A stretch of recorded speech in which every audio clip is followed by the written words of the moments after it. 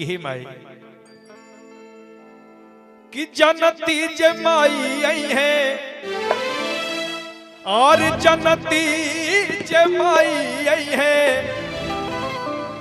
और हमनी के नगरी पगरी से।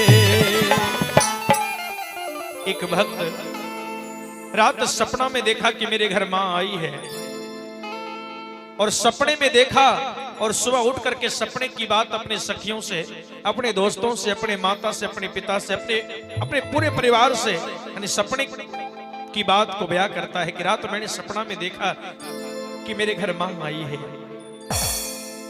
और कहता है कि अगर मैं जानता कि मेरे घर मां आएगी तो मैं मां के लिए क्या नहीं करता, लेकिन मां तो अचानक सपने में आ गई कि जनती जमाई आई है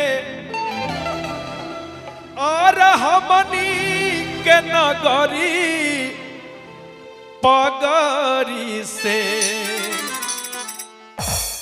आहो पगरी से भोरही बहार देती डगरी, भोरही बहार देती डगरी हे माई पगरी से। भोरही बहार देती डगरी हे माई पगरी से।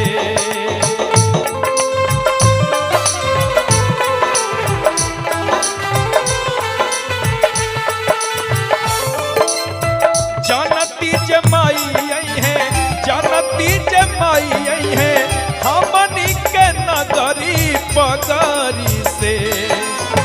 जानती जमाई आई है हमनी के नगरी पगरी से।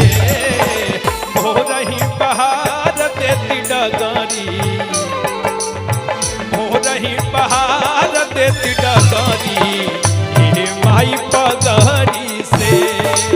भोरही बहार देती डगरी हे माई पगरी से।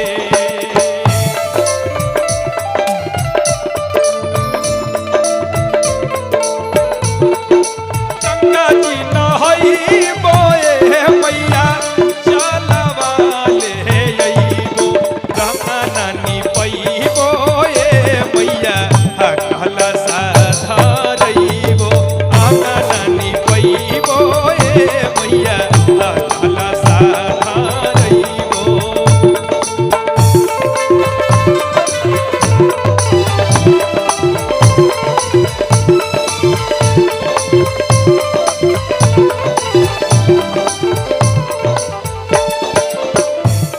कहत कि हे माई भोरही बहार देती डगरी ये माई पगड़ी से। होते भीनु सहारा बरहिया बोलवती,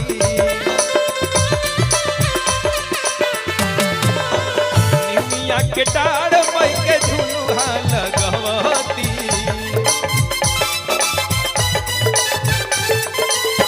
होते भीनु सहारा बरहिया बोलवती, निमिया के डाढ़ मई के झुलुहा लगवती। इतने ना और सबना मरुआवा ए मैया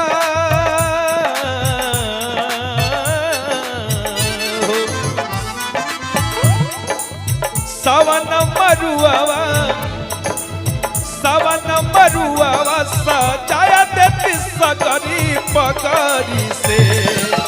भोरही बहार देती डगरी, भोरही बहार देती डगरी हे माई पगरी से।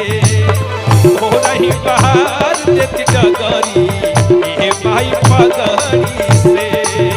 भोरही बहार देती डगरी हे माई पगरी से।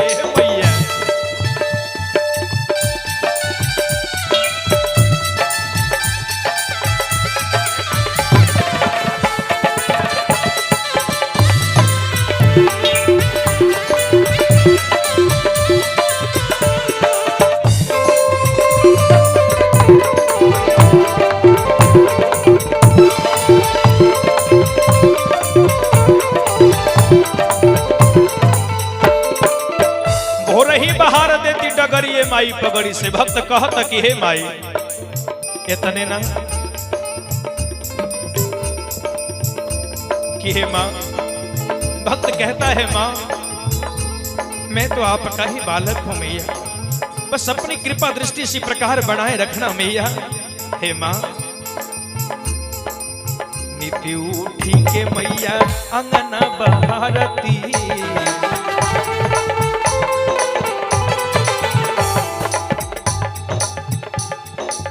तहरा आवे से पहले फुलावा बिछावती,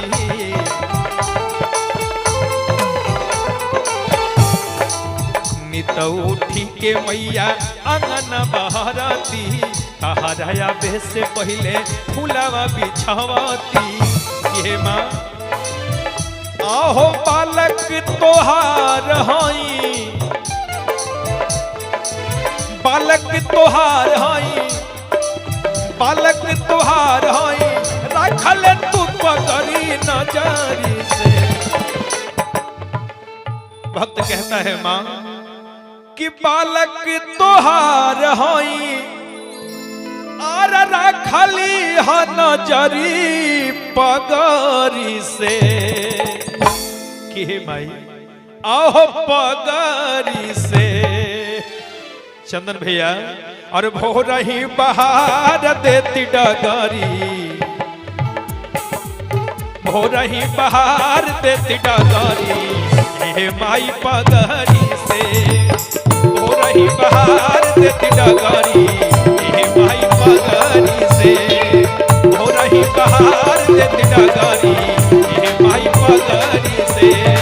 भोर ही बहार देती डगरी, हे माई पगड़ी से। भोर ही बहार देती डगरी, हे माई पगड़ी से। भोर ही बहार देती डगरी, हे माई पगड़ी से। भोर ही बहार देती डगरी, हे माई पगड़ी